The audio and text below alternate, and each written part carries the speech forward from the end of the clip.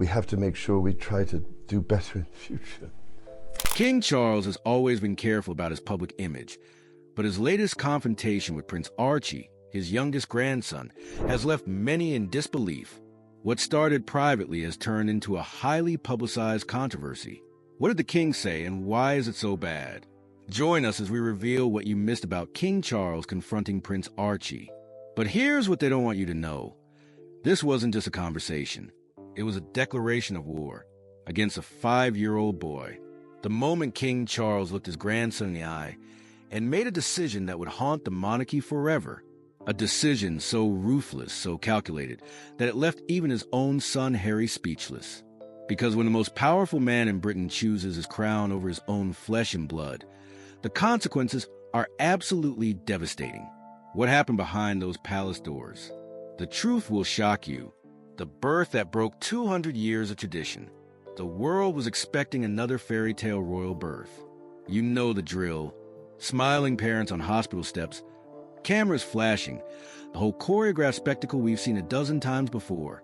But what happened instead? Radio silence. No photographers. No triumphant exit. No beaming parents waving to adoring crowds. Just nothing. And that silence, that was the first crack in a foundation that was about to completely crumble. Because when little Archie Harrison Mountbatten Windsor took his first breath, he didn't just enter the world. He shattered 2 centuries of royal protocol in the process. This wasn't an accident. This wasn't an oversight. This was the beginning of the most explosive royal controversy in modern history. Think about it. Every single royal baby before Archie had their moment. Diana proudly showing off William and Harry to the world. Kate Middleton, looking absolutely radiant just hours after giving birth, presenting George, Charlotte, and Louis like precious gems to a captivated global audience. But Archie, the great-grandson of Queen Elizabeth II, the child who should have been 7th in line to the throne, he got an Instagram announcement. An Instagram announcement. Let that sink in for a moment. The British royal family, an institution that survived wars, scandals, and revolutions, announced the birth of a prince through social media like he was someone's weekend brunch. But here's where it gets really twisted. They didn't even call him Prince. Master Archie Harrison Mountbatten Windsor. They said, Master, like he was applying for a job at a country club. And while the world was scratching their heads, wondering why this royal baby was being treated like a distant cousin at a family reunion, the palace had their story ready. Oh, it's just protocol, they insisted. The 1917 rule, you see, only children and grandchildren of the reigning monarch get to be princes and princesses. Sounds reasonable, right? Ancient rules, dusty traditions, nothing personal. Except there was one tiny, absolutely devastating problem with that explanation, the exception that exposed everything. Queen Elizabeth II makes a move that changes everything. Picture this. The Queen, in all her calculated wisdom, decides to rewrite the rules. Not for everyone, mind you, just for Prince William's future children. With the stroke of a pen, she ensures that George, Charlotte, and Louis will all be born princes and princesses, regardless of that pesky 1917 rule. George arrives in 2013, instant prince. Charlotte in 2015, princess from day one. Louis in 2018, prince before he can even crawl. But fast forward to 2019, and suddenly that same flexibility, that same royal mercy, that same bending of ancient rules, nowhere to be found for Archie. Wait, let me get this straight. The Queen can move heaven and earth, rewrite centuries-old protocols for one grandson's children, but when another grandson has a baby, suddenly those rules are set in stone. Suddenly tradition is so sacred it can't be touched. Do you see the picture forming here? Because this isn't about protocol. This isn't about tradition. This is about something much, much darker, and the palace knew it. They knew exactly how this looked. They knew the questions that would come. They knew the comparisons people would make. But they did it anyway, because in those hallowed halls of Buckingham Palace, in those whispered conversations behind closed doors, something else was happening. Something that would make your blood run cold. There were concerns and conversations about how dark his skin might be when he's born. Those aren't my words. Those are Meghan Markle's words. Words that sent shockwaves around the entire world when she spoke them to Oprah Winfrey in 2021. Imagine being pregnant, glowing with the joy of bringing new life into the world, and having someone in your own family, express concerns about your baby's skin color. Not excitement, not anticipation. Concerns. And suddenly, everything clicked into place. The missing hospital photos, the stripped-down birth announcement, the denial of a princely title. This wasn't about protocol at all. This was about fear. Fear of a mixed-race child disrupting their pristine, historically white royal narrative. But what happened next? That's where the story gets absolutely explosive. The Oprah atomic bomb. Imagine sitting across from Oprah Winfrey, the most powerful interviewer on the planet, and deciding to detonate a nuclear bomb directly at the heart of the British monarchy. That's exactly what Meghan Markle did, and the fallout is still raining down today. They didn't want him to be a prince, which would be different from protocol, and that he wasn't going to receive security, Meghan revealed, her voice steady but her words absolutely devastating. But then came the moment that stopped the world. We have in tandem the conversation of he won't be given security, he's not going to be given a title, and also concerns and conversations about how dark his skin might be when he's born. The studio went silent. Oprah's jaw dropped. And around the globe, millions of viewers felt their stomachs lurch as the ugly truth finally surfaced. This wasn't just family drama anymore. This was institutional racism at the highest levels of British society, wrapped in ancient traditions and royal protocols. When an astonished Oprah asked Meghan who made that comment, Meghan declined to answer, saying the revelation would be too damaging. Too damaging. Let that phrase echo in your mind for a moment. What kind of conversation is so toxic, so potentially explosive, that even revealing the speaker would cause irreparable harm to one of the world's most powerful institutions? And Harry? When Oprah pressed him about these skin color comments, "That conversation I'm never going to share," he said. "It was awkward. I was a bit shocked." A bit shocked. The Prince of England, a man who's seen war, tragedy, in the darkest side of public life, was shocked by what his own family said about his unborn child. But here's what makes this even more chilling. Harry made sure Oprah knew that it wasn't his grandmother Queen Elizabeth or grandfather Prince Philip who made these comments, which means it was someone else. Someone close enough to have these conversations. Someone powerful enough that their identity had to be protected. The palace's response? Damage control mode.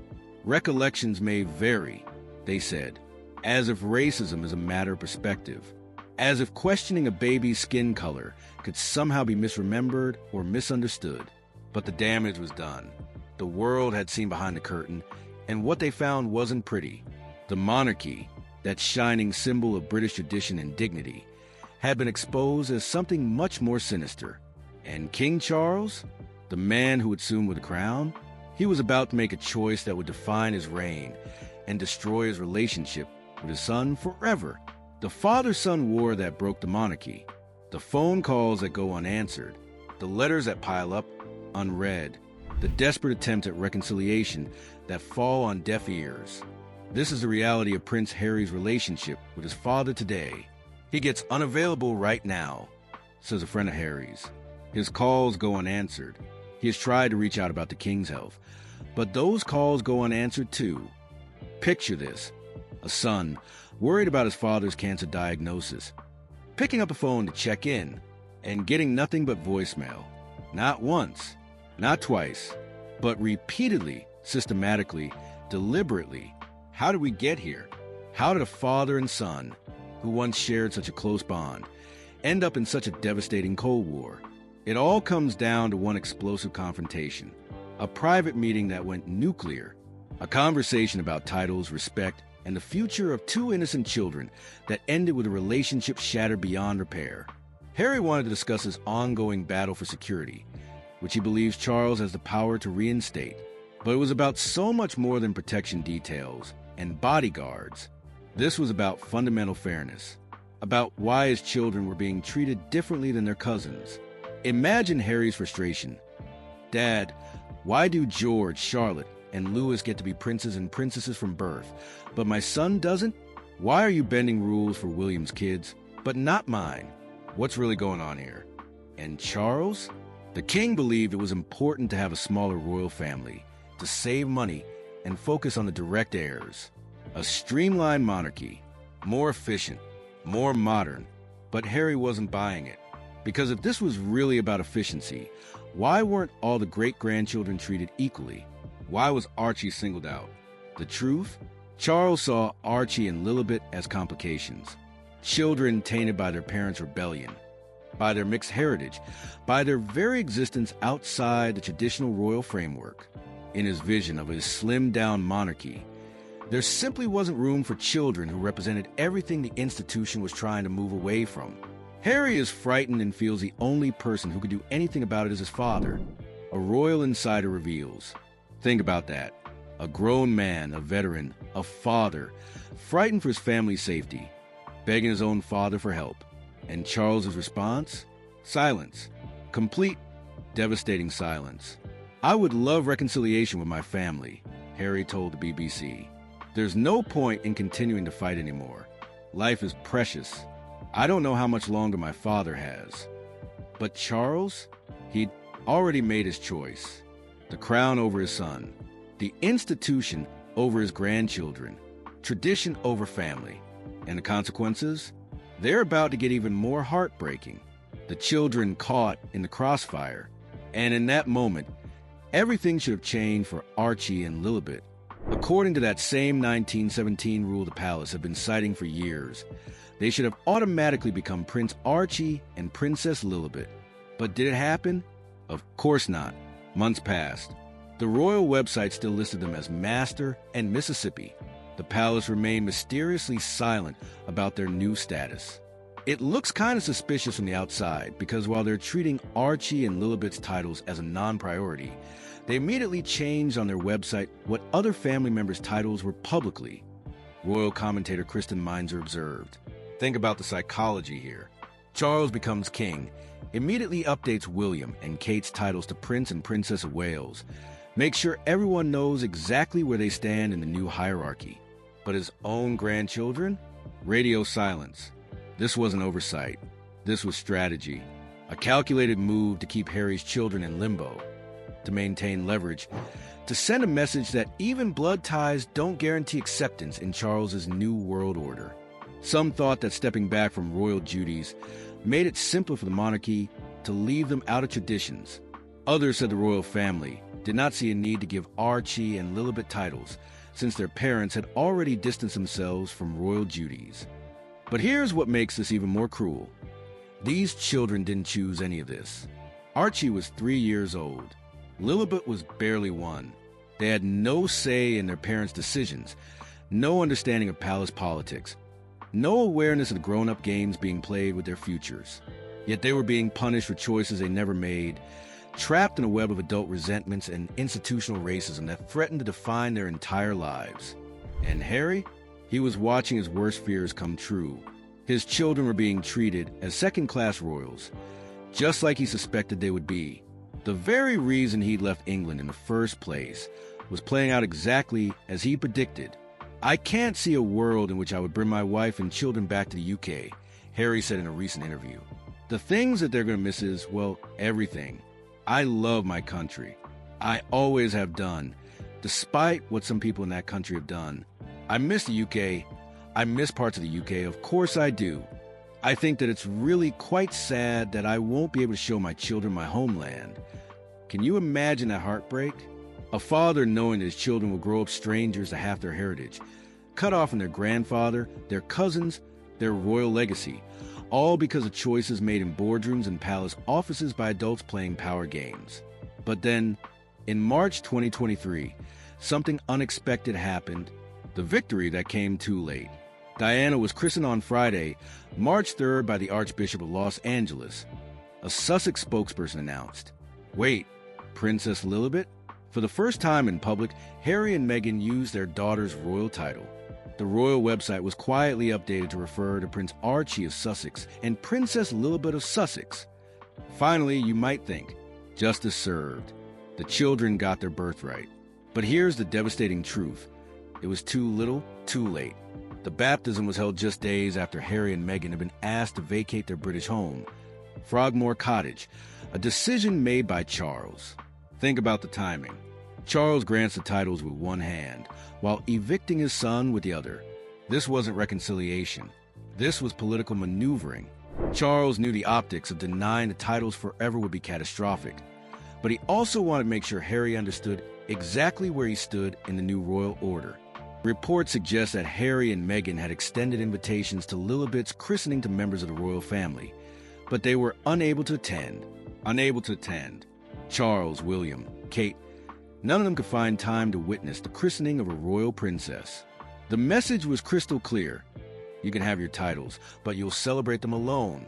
And the children? A spokesperson for the couple clarified that the children's titles have been a birthright since their grandfather became monarch. Archie and Lilibet's titles as princess and prince will be used in formal settings, but not every day by their parents. Formal settings only, even in victory. There were conditions, limitations, reminders that these children existed on periphery of royal life. The children have not received HRH's, Her Royal Highness titles, and it's unclear if King Charles will allow it since they are not working royals. Once again, Harry's children were held to different standards than their cousins. This is what institutional discrimination looks like in the 21st century. Not outright exclusion, but death by 1,000 cuts. Titles granted but with asterisks. Recognition given but with conditions. Acceptance offered but always at arm's length. And the truly heartbreaking part? These children will grow up knowing they were princesses, and princes in name only, the legacy of a broken crown. Today, as King Charles sits on his throne, two little faces are missing from family photos. Two voices absent from royal celebrations. Two grandchildren growing up an ocean away, learning about their heritage through news reports instead of family dinners. It's really quite sad that I won't be able to show my children my homeland, Harry said, and the weight of those words is staggering. Think about what Charles has sacrificed in his quest for the perfect monarchy. He's gained a streamlined institution, but lost a son. He's preserved tradition, but destroyed family bonds. He's protected the crown, but shattered his own legacy as a father and grandfather. Of course, he misses meeting Harry and Meghan's children just as much as they all miss knowing him. Royal expert Ian Pelham-Turner observes. But missing them isn't enough. Wanting a relationship isn't enough. At some point, actions have to match intentions. And Charles's actions speak volumes. Every unanswered phone call, every ignored letter, every public appearance where Archie and Lilibet's absence is a glaring reminder of what could have been. Will this lead to a more streamlined monarchy, or will it result in a loss of public trust and family unity? Time will tell, but one thing is certain. Charles has set a precedent that will echo through generations. He's shown that in his monarchy, blood isn't enough. Heritage is enough. Being a grandchild of the king isn't enough if you don't fit the perfect royal mold. But perhaps most devastating of all, he's shown that when forced to choose between evolution and tradition, between inclusion and exclusion, between family and institution, he will always choose power over people. Archie and Lilibet will grow up as strangers to their grandfather. They'll know him only through history books and news footage. They'll carry royal titles, but no royal memories. They'll be princes and princesses in name, but outcasts in reality. And King Charles? He'll rule over a kingdom, but preside over a broken family. He'll wear a crown that's worth millions, but cost him his grandchildren. This is the true price of royal games. This is what happens when ancient institutions collide with modern realities.